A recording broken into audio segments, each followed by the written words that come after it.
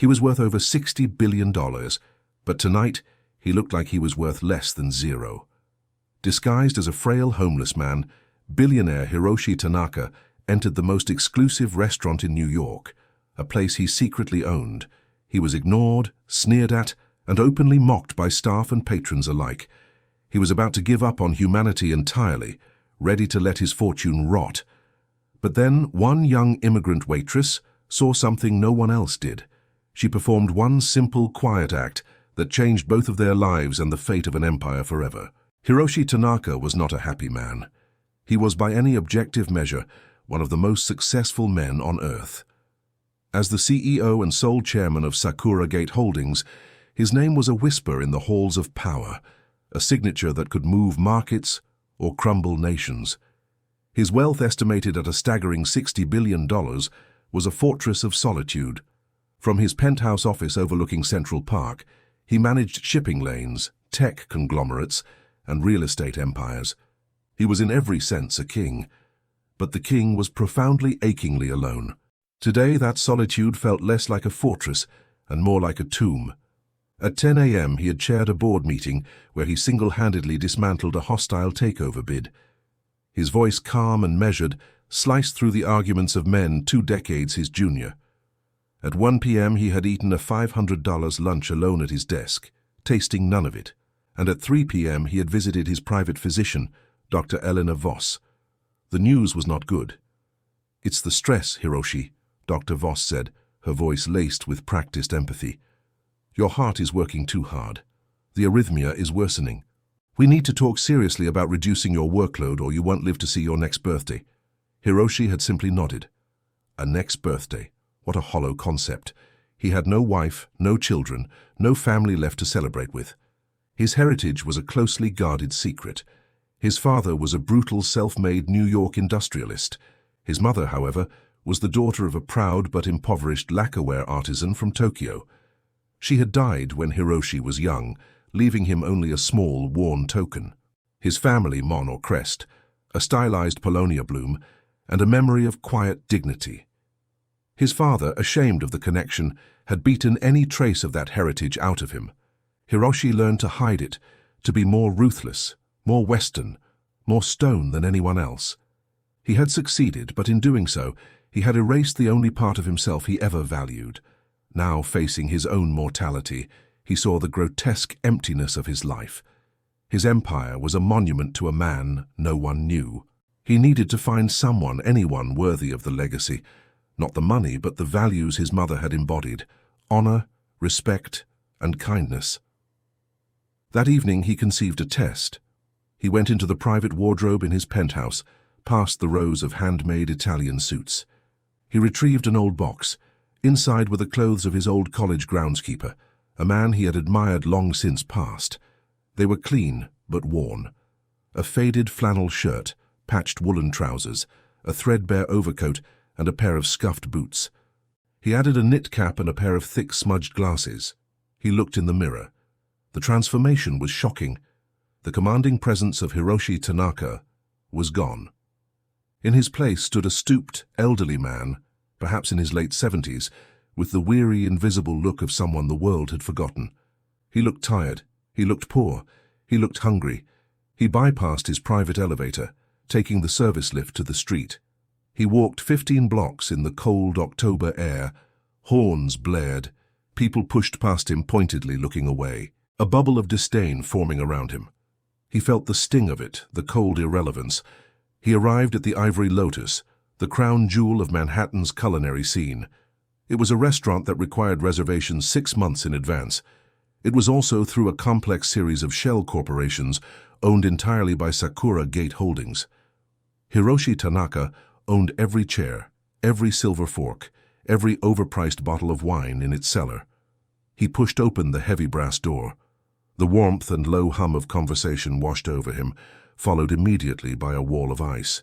The head waiter, a tall, severe man named Victor, looked up from his ledger.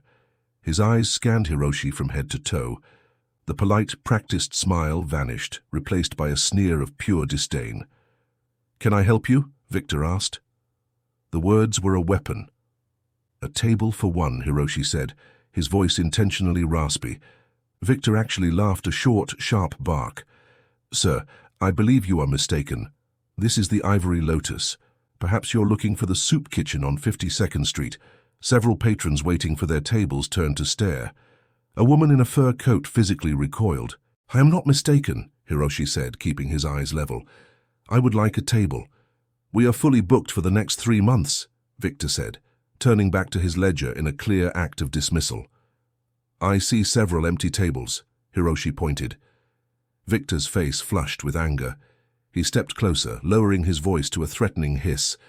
"Look, old man, I don't know what game you're playing, but you are upsetting the clientele.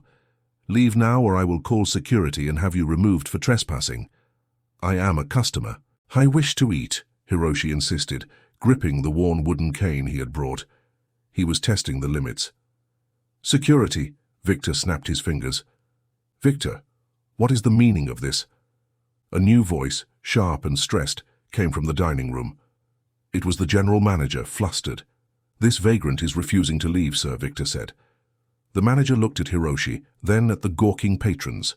He calculated the scene versus the problem. "Fine," the manager hissed, making a split-second decision. "Put him in the back by the kitchen. Get him in and out quickly before he bothers anyone else." Victor was furious at being overruled but obeyed. "This way," he sneered, not even looking at Hiroshi. He grabbed Hiroshi by the elbow, his fingers digging in painfully, and marched him through the sea of pristine white tablecloths. Whispers followed them. "Disgusting. How did they let that in? It's ruining my appetite." Victor shoved Hiroshi into the worst table in the house, a tiny two-top crammed into an alcove, where the main passage to the kitchen swung open every 30 seconds, bathing him in noise and harsh light. The table was unset and sticky. "Here," Victor said, dropping a menu onto the table. "Don't bother the staff. They are very busy serving actual guests." He stormed off. Hiroshi sat there, the invisible king, in his own castle, surrounded by subjects who despised him. He watched as waiters hurried past, their eyes trained to avoid his table as if eye contact were a disease. For 20 minutes he sat. No water, no greeting, no acknowledgement. He was just an old man in a shabby coat. He was no one. The coldness in the room was far worse than the cold on the street. He felt a deep, profound despair. His test was a failure. Humanity was just as shallow as he feared. He was ready to leave, to go back to his empty penthouse, sign his entire fortune over to a sterile foundation, and wait to die. And then she approached. Maria Alvarez hated the end of the month. The tips from the Ivory Lotus were exceptional, but her share always seemed to vanish just as it arrived. She had immigrated from Mexico City 5 years ago on a student visa that had long expired, chasing a dream of studying art history while sending every spare dollar back to her family in Guadalajara. Her abuela's dialysis wasn't fully covered by the patchy charity care, and her own night classes in art restoration at a community college were a constant battle against deportation fears. Tonight she was working a double, her feet aching in the restaurant-issued shoes, her mind preoccupied with a paper on Edo period lacquer techniques. She was what the other waiters called a floater, assigned to help the senior staff, rather than having her own more lucrative section. This meant she did a lot of the grunt work, filling water glasses, running plates, and clearing tables for men like Victor, who treated her with the same disdain he reserved for anyone not wearing a $10,000 watch, dismissing her accent, her status, her very presence. She was in the kitchen organizing bread baskets when she heard Victor complaining loudly to the manager. Absolute disgrace. "Table 19. He's probably going to try and steal the silverware. I don't want my staff going near him." "Just ignore him," the manager replied, signing an invoice. "He'll get the message and leave." Maria peeked through the diamond-shaped window in the swinging door. She saw the man. He was old, frail, and sitting utterly alone at the worst table in the house, the one everyone called Siberia. He was staring at the unset table, his hands folded in his lap. He wasn't bothering anyone. He just looked lost. A pang of simple, uncomplicated empathy hit her. He reminded her of her abuelo in his last years back home before she left, the way the world just started to look through him, especially as an undocumented elder scraping by, Maria. Victor barked, spotting her. Table 7 needs more wine. Mr. Harlan, go right away, Maria said, her voice carrying the soft lilt of her native Spanish. She grabbed the silver ice bucket for Harlan's table, a notoriously demanding venture capitalist who always tipped well but made the staff feel like insects, often mocking her English under his breath. She navigated the floor, smiling politely at the diners. She passed Mr. Harlan, who was loudly recounting a recent private jet acquisition. "Your wine in just a moment, sir," she said with a practiced smile. Her path took her right past table 19. The old man didn't look up. He just sat there, a picture of quiet dejection. The other waiters were giving his table a comically wide berth, as if he were radioactive.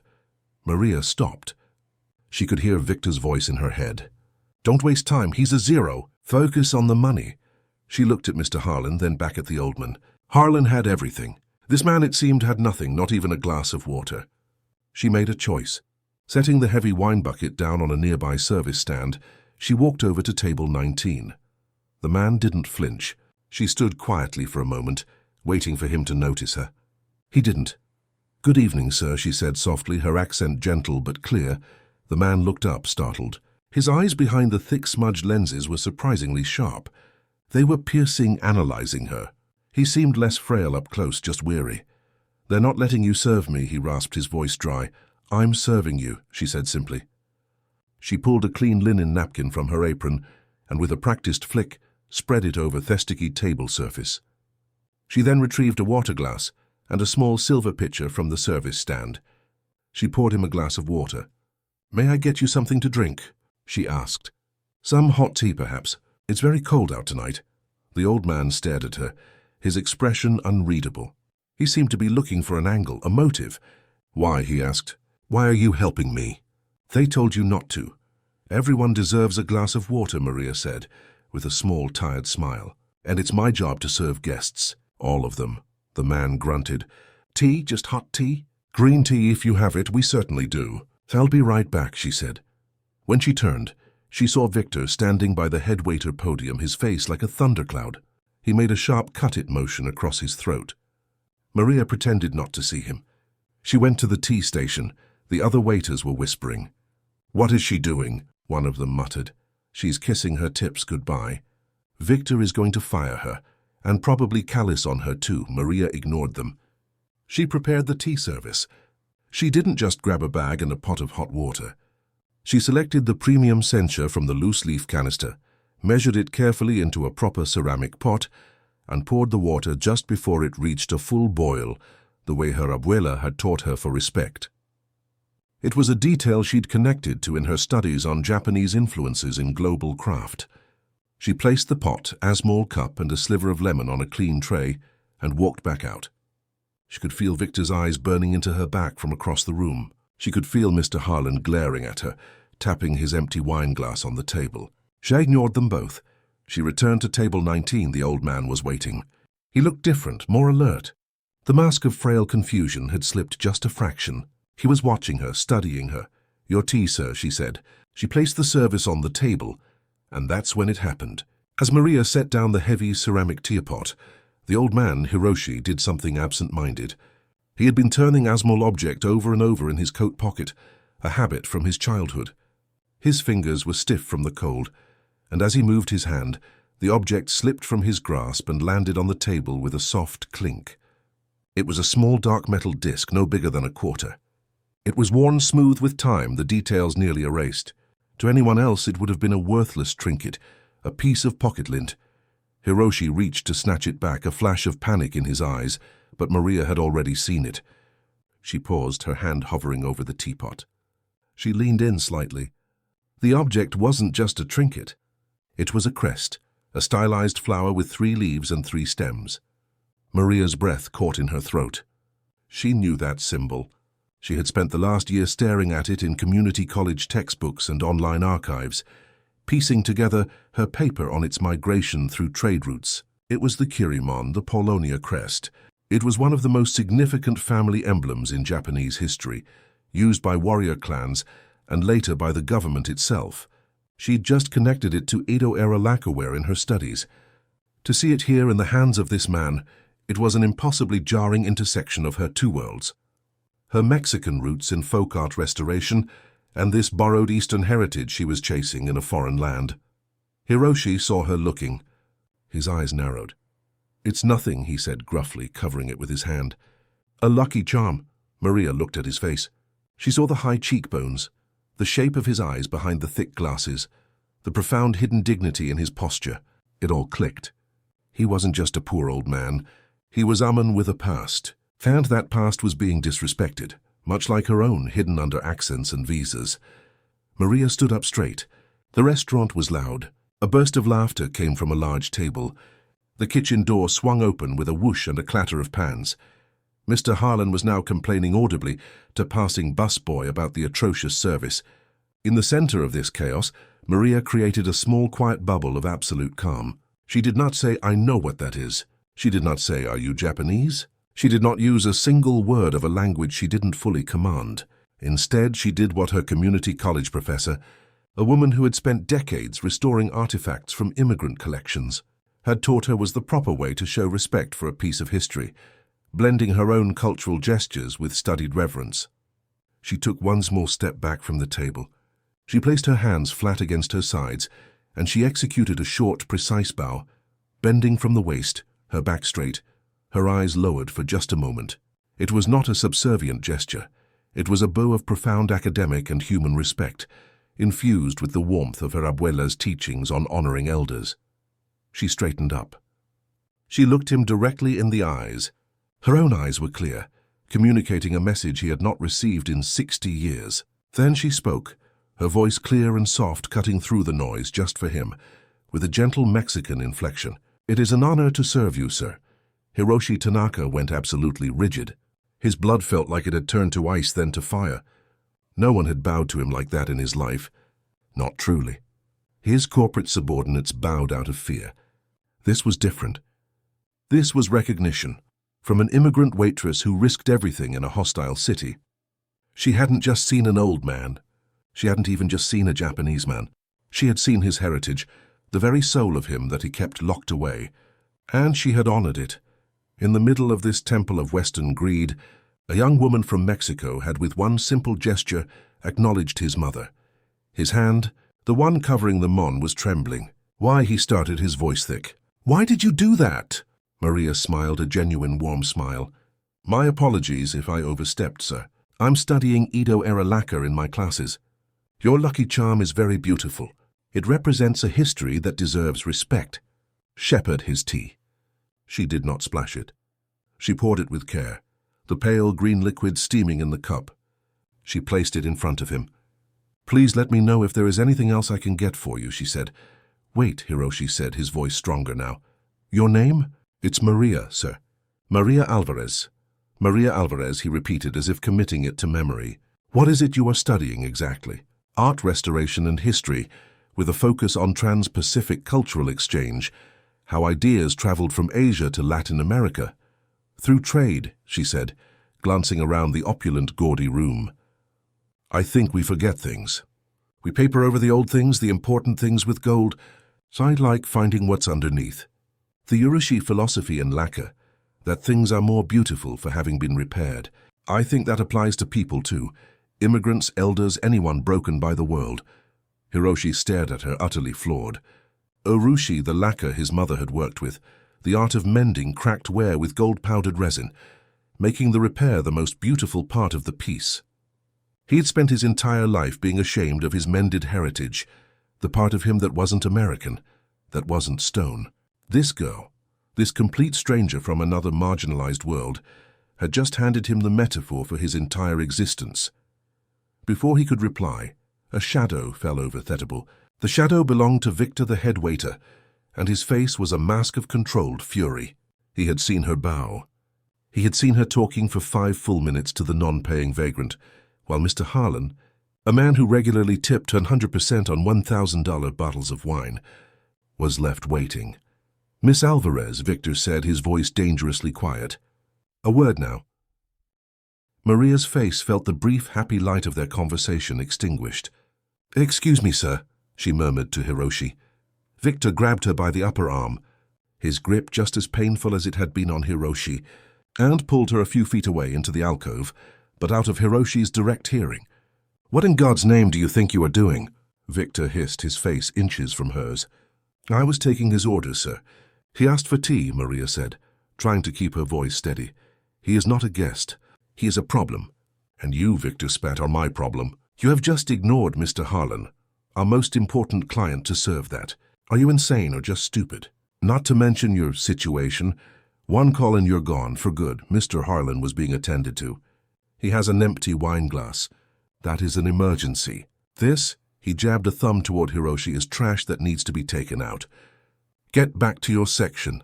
Do not speak to that man again. Do not even look at him. Am I clear? Maria felt a hot flush of shame and anger, the familiar sting of being reduced to her papers, or lack thereof. He's just an old man, Victor. He is nothing, Victor said, enunciating every word.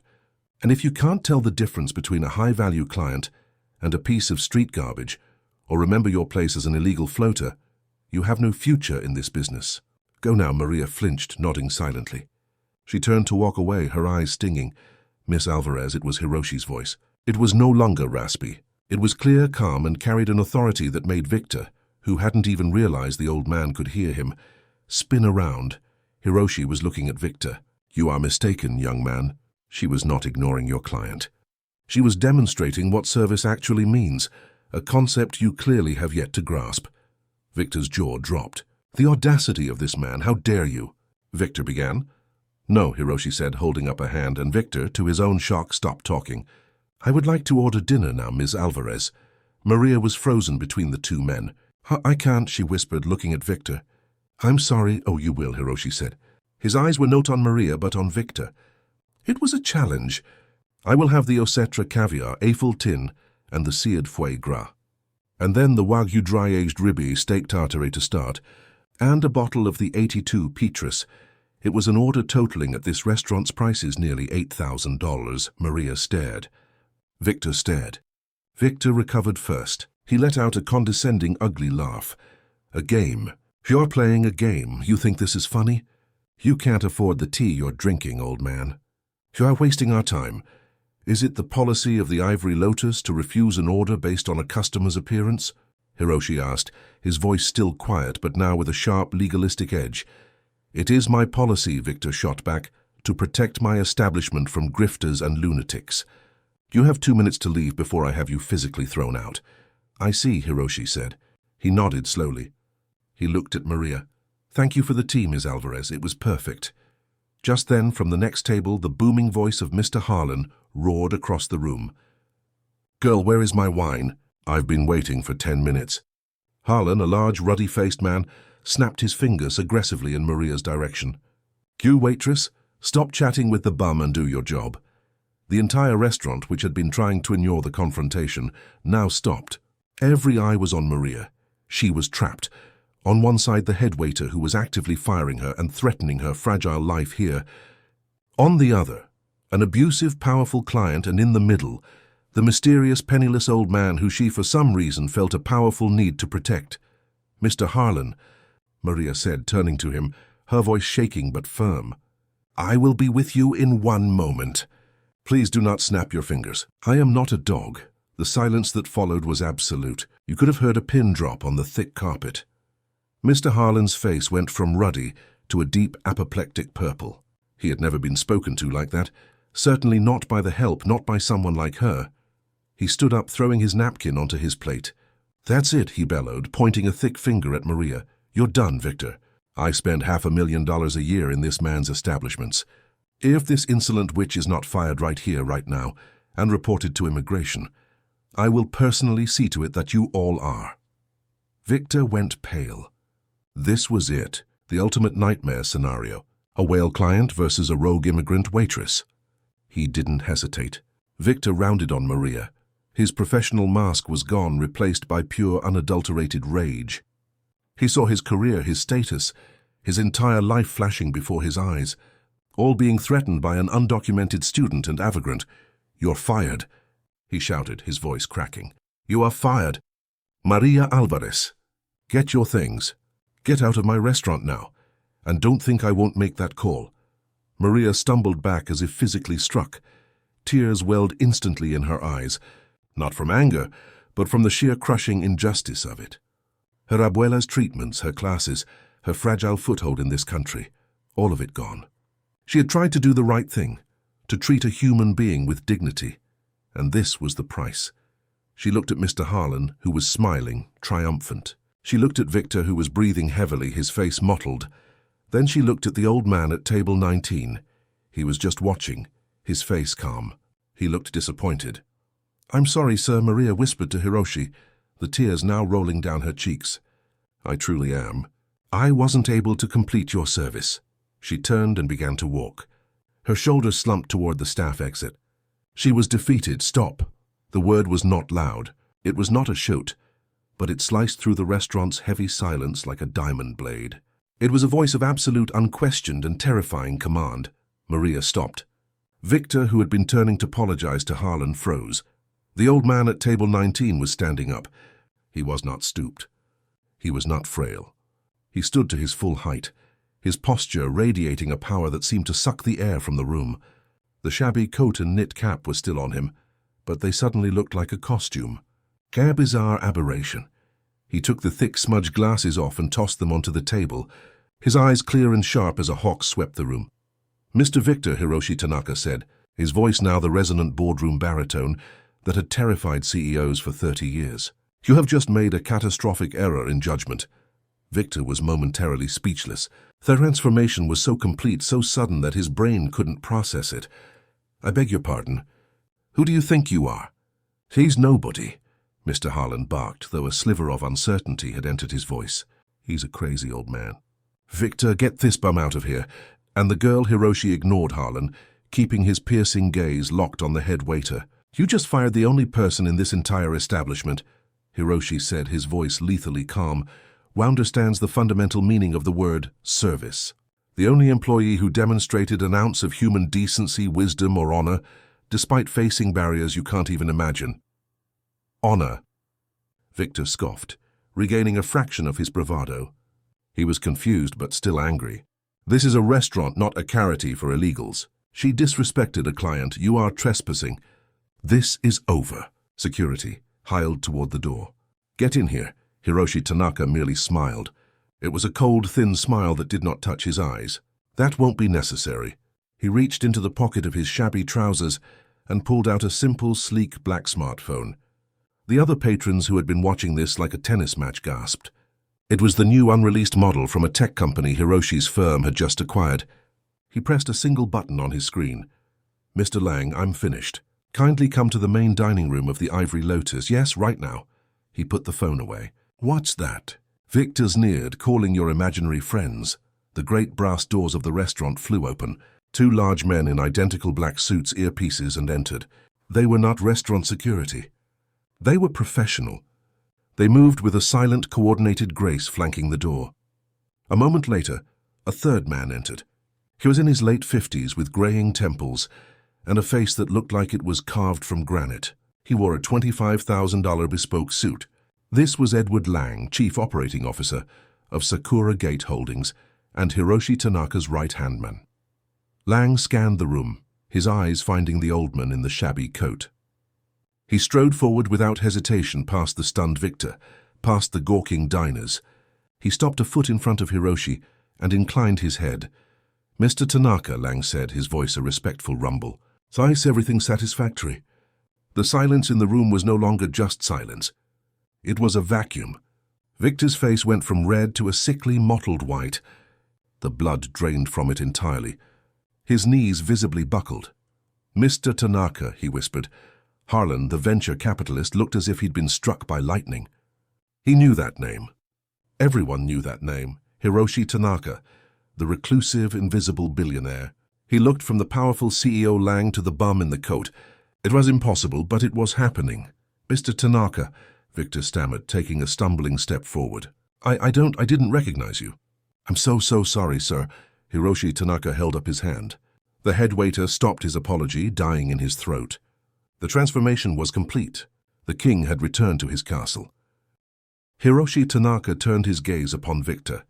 It was not a gaze of anger. It was a gaze of cold clinical assessment, like a scientist examining a failed specimen. "You didn't recognize me," Hiroshi stated, his voice flat. "That is the one true thing you have said all night.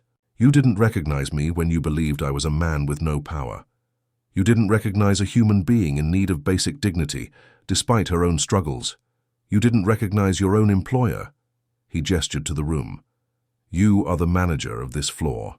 You are supposed to be the guardian of its reputation, but all you are," Hiroshi's voice dropped, "is a bully, a gatekeeper who worships wealth and despises weakness, be it age, poverty, or immigration status. Sir, please." Victor begged, his hands clasped in front of him, his entire body shaking. "It was a mistake. I was protecting the restaurant, protecting Mr. Harlan.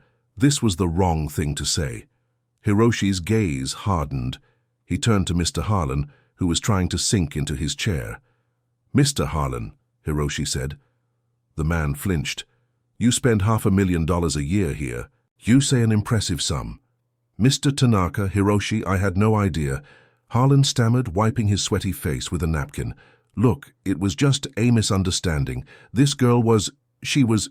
Hiroshi interrupted, trying to do her job while being harassed by you.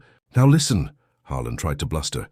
"No, you listen," Hiroshi snapped, his voice finally rising, cracking like a whip. "Your $500,000 is a rounding error tome, but it seems to have bought you the idea that you can treat people like your personal property, that you can snap your fingers and demand obedience, especially from those you see as beneath you. You are a guest in my establishment, and you have abused my staff. You have insulted another guest, and you have polluted the air with your arrogance." Hiroshi turned to his COO. "Mr. Lang, please make a note. Mr. Harlan's reservation privileges at all Sakura Gate properties. Our restaurants, our hotels, our airlines are permanently revoked, effective immediately." Lang nodded already, tapping on his phone. "Yes, sir." Harlan's face crumpled. It was a professional death sentence. "You can't do that." "I just did," Hiroshi said. "Send the bill for your wine to my office. It will be your last." "Now get out," Harlan sputtered, looked at Hiroshi, at Lang, at the security guards. Defeated, he grabbed his coat and fled the restaurant in utter humiliation. The room was deathly quiet. Hiroshi Tanaka then turned his full attention back to Victor. "As for you, Mr. Victor," Hiroshi said, "your behavior was, in a word, unforgivable. You are the face of this business, and that face is always cruel, shallow, and incompetent, preying on the vulnerable to feel powerful. Please, Mr. Tanaka, I have a family. I've worked here for 15 years, and in 15 years you learned nothing," Hiroshi said. "You learned how to flatter the rich and step on the poor and the foreign. That is not service. That is cowardice. Mr. Lang." "Sir, have security escort Victor off the premises. His termination is effective as of this second. His final severance will be 1 week's pay. No more." "No." Victor shrieked, lunging forward. "Please, I'll do anything." The 2 security guards intercepted him instantly, grabbing him by the arms. "Mr. Tanaka, please," he cried as they dragged him, struggling toward the door. I'm sorry." His cries were cut off as the brass doors swung shut.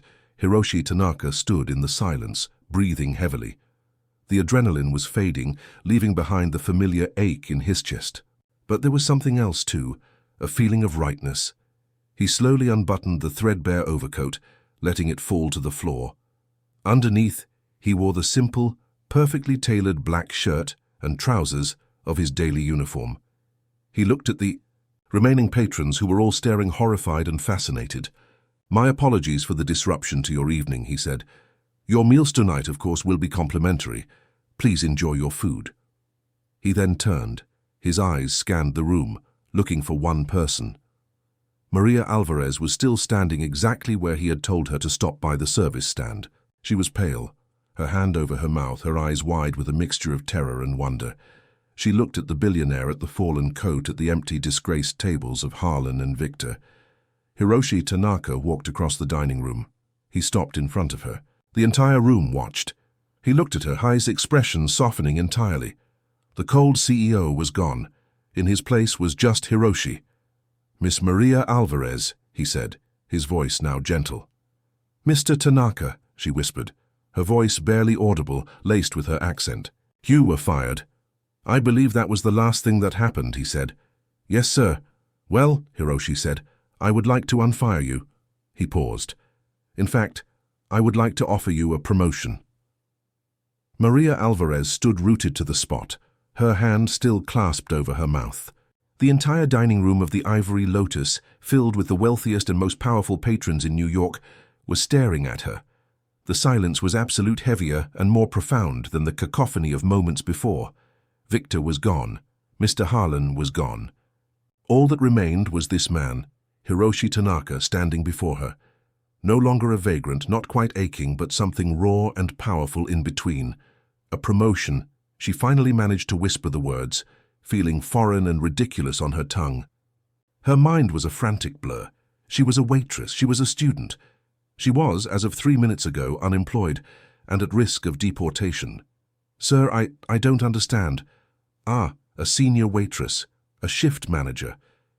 Hiroshi Tanaka's face, so severe and cold, moments ago, softened with something that looked almost like pity, or perhaps profound understanding.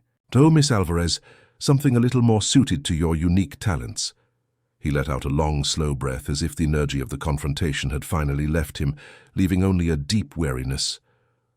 "I'm not sure you're cut out for this line of work," he said, his voice quiet, but carrying in the stillness. "You have a fatal flaw for the modern service industry.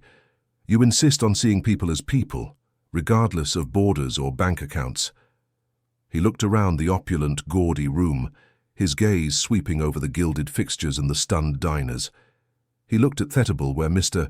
Harlan had sat, then at the sticky, unset table where he had been hidden. This place, it was meant to be a temple of excellence. It's become a sty, a reflection of me. He then turned and began to walk, not with a shuffle, but with the long, measured stride of a man who owns the ground he walks on. He didn't look back, but simply said, "Walk with me." Numbly, as if in a dream, Maria followed. She felt the eyes of every diner on her back, 100 pinpricks of curiosity and envy. She walked past the head waiter's podium, now conspicuously empty. She walked past the heavy brass doors, which were pulled open by one of the silent-suited men.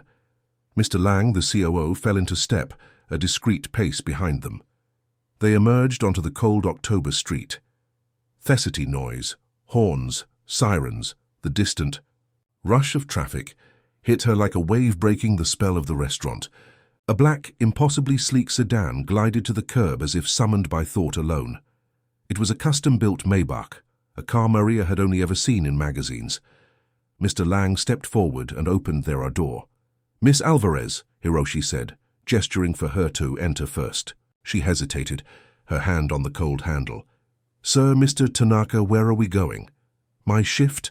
I don't have my coat. And my papers." "We are going to," Hiroshi said, "to discuss your future. Don't worry about your coat. You won't be needing it again. Or your worries about status. We'll handle that." She slid into the plush leather interior. It was like sinking into a cloud. The inside of the car was silent, the roar of New York City instantly vanishing as the heavy door closed with a soft pneumatic thump. Hiroshi sat opposite her, the cabin spacious enough for him to stretch his legs. Mr. Lang took the passenger seat, a glass partition sliding up to seal them in total privacy. The car pulled smoothly into traffic. Maria sat on her hands, acutely, aware of her cheap apron and the faint smell of restaurant food clinging to her. Hiroshi Tanaka watched her, his expression unreadable in the dim glow of the dashboard lights. "Sakura Gate Holdings has a philanthropic arm," he began, his voice no longer the booming instrument of the CEO, but the reflective tone of a man thinking aloud. "It's a foundation. It manages my personal projects. Among its assets is one of the largest private collections of Japanese art in the Western Hemisphere. It specializes in ukiyo-e woodblock prints and, more to the point, Edo-era lacquer restoration." "The very things," he added, his eyes sharp on hers. "You seem to know so much about and connect to your own studies." Maria's heart, which had been pounding, gave a painful jolt. The Sakura Gate collection. I've read about it online in forums. It's legendary." "The Hokusai archive. The lacquerware." It's a mess," Hiroshi said, cutting her off, his voice flat. "It's a warehouse of priceless objects gathering dust. For 20 years, it has been managed by academics, pedants, Men who can catalogue a 16th-century lacquer box by its precise dimensions and market value, but who have no concept of the hands that held it or the history it saw, or the journeys across oceans that brought similar crafts to places like Mexico. He leaned forward, his passion suddenly evident. It's just things, an investment, a tax write-off, and it's the only part of my entire empire that was close to my mother's heart. He looked out the window for a long moment at the blur of city lights. She was an artisan Urushi lacquer. She believed that history, even a history of being broken or migrated, was a thing of beauty. These curators, they've been trying to hide the cracks for decades. He turned his piercing gaze back to her. I am dissolving the current board. I am building a new public wing of the museum, and I need a new director. Not just a curator to file index cards. I need a director to lead it. Someone to oversee the entire collection, to manage its restoration, and to build that new wing from the ground up, with a focus on trans-Pacific exchanges, including Latin American connections.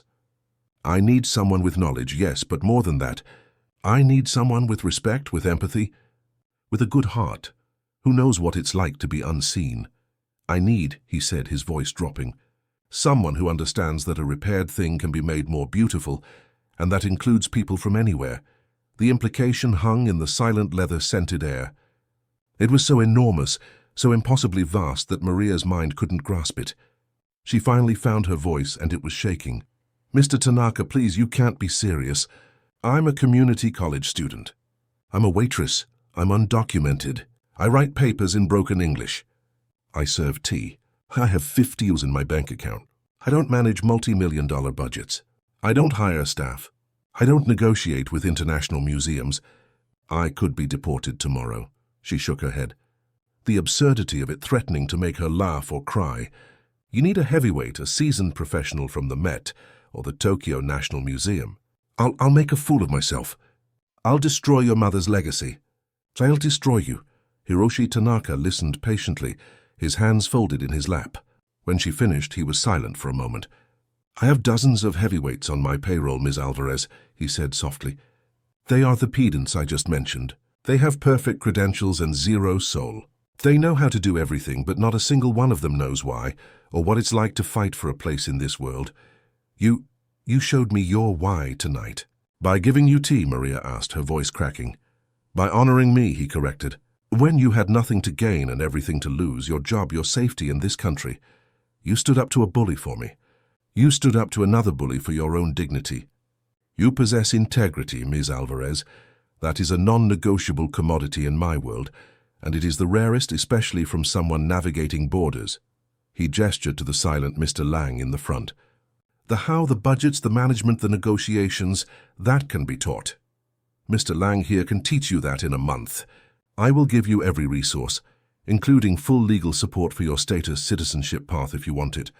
You will report directly to me, but what you have, that fire in you, that deep instinctive respect that bridges cultures, that cannot be taught. He leaned in again, his eyes electric. You told me you were studying Trans-Pacific Cultural Exchange. You're not just writing a paper on it anymore. You are going to build it, live it. You told me you admired the Urushi philosophy. This collection, Maria, is my mother's repaired lacquer. I am handing you the gold resin. I am asking you to make it whole. Maria was speechless. Her mind was racing, trying to find the trap. There was no trap. There was only this impossible, terrifying, beautiful opportunity. She thought of her cramped apartment shared with cousins. She thought of the paper she was so passionate about, and then the cold, hard reality of her life hit her. I can't, she whispered, the fight draining out of her. Even if I wanted to. My abuela, she needs dialysis. The treatments, they cost a fortune back home. My paycheck from the restaurant, my remittances, it all goes to that. And my status, I can't take a risk. Hiroshi Tanaka had been anticipating this. He'd had Lang run a full confidential background check the moment she had bowed, including family in Mexico. Your abuela, Rosa Alvarez, he said, is currently on a charity waitlist in Guadalajara. Her outstanding needs as of this morning equate to about $90,000 annually. Maria flinched, feeling exposed. The Sakuragate Foundation's Medical Research Division, Hiroshi continued as if stating a simple fact, will be assuming the full lifetime cost of your abuela's treatment. At any facility in the world she chooses, That is a non-negotiable part of your employment contract. Consider it a signing bonus. And your legal status handled starting tonight. That was the moment Maria broke. The weight of years of remittances, of hiding, of fighting with smugglers and systems, of watching her abuela worry about being a burden. It all came crashing down.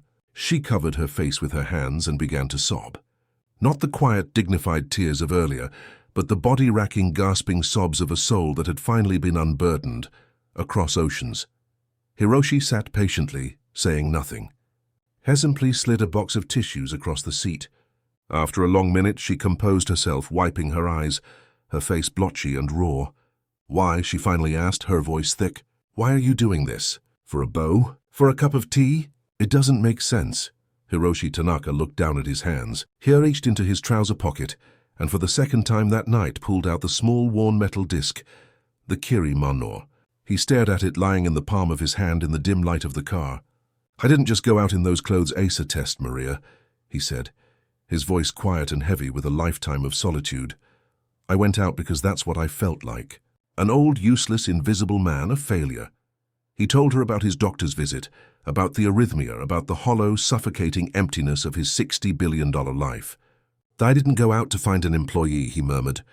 "I went out to find a single reason to keep living. I went to my own restaurant, my own castle, to see if there was one person left in my world who wasn't a sycophant, a coward, or a shark. And for an hour I found no one. That restaurant, it was a perfect reflection of the empire I built, vain, greedy, cruel, and cowardly." He looked at her, his eyes shining with an unfamiliar moisture. "I was ready to sign it all away. Let it rot. And then you brought me water. You saw me." He closed his hand around the small metal crest. "When you saw this, when you bowed, it was like a light being switched on in a tomb. You didn't see a bum. You didn't see a billionaire. You saw my mother's son from across the Pacific, through your own lens of migration and respect. You bowed to him." He took a deep, shuddering breath. "You didn't just serve me tea, Maria. You reminded me of who I am. You honored my past, the only part of me that ever mattered, bridging it to your own. The least I can do, the very least I can do, is give you a future, secure here or anywhere." The car had stopped. Maria looked out the window and saw the towering black glass facade of Sakura Gate Tower, Hiroshi Tanaka's global headquarters. Maria took a deep breath. She wiped the last tear from her eye. She sat up straight, her back rigid, and turned to face him. Not as a waitress to a billionaire, but as one human being to another, from one hidden heritage to another. "Mr. Tanaka," she said, her voice clear and steady despite the accent. "I don't know how to run a museum, but I know how to learn, and I know what that crest means, and I know what your mother's art means, and how it echoes in my own family's crafts." She met his gaze, and for the first time she wasn't intimidated.